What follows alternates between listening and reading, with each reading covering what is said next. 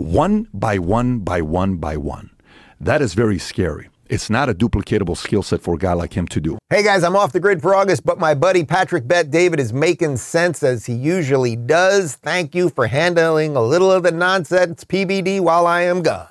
When you talk about Tucker, what you were doing on the podcast space, he was doing on the mainstream space. Yes. Like, very interesting. Now, when you think about talent, I'm sure if Fox invites you and says, hey, Joe, we'd love to have you on a guest for a 10-minute segment like that, I'm not doing a 10-minute segment. Yeah. It's probably not going to be your style to go on Newsmax or Fox or CNN to give a 5-minute answer that you give.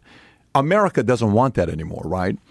And a lot of these guys that have these TV shows, for them to go from there to doing a podcast, they think it's easy. It's not for everybody.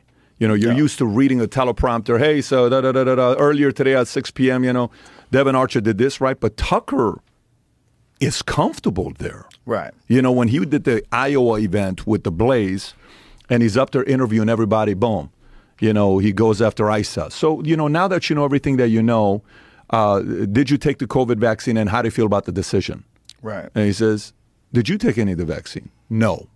Mike Pence, hey, so, now that you're this, what do you think about da-da-da-da-da? Well, I'm glad you're paying attention that I'm running. Yes, but how about this, right? Yeah. One by one by one by one. That is very scary. It's not a duplicatable skill set for a guy like him to do, right. Tucker. But the key is this guy going to get the itch? Because at the Turning Point USA event with Charlie Kirk, afterwards, I'm asking everybody, and I want to know, who stole the show? Like at UFC fights, the guy get, hey, $50 bonus you're going to give. Maybe it's not the main card, but it's someone that steals a show. Okay. Right. It was 60-40. Trump 60-40 Tucker.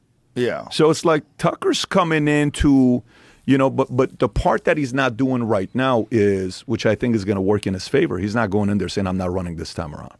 He comes out and says in 2028, and imagine if let's just say Trump wins and he runs 2028 and Trump's endorsing him. I mean, he could be in office for 8 years.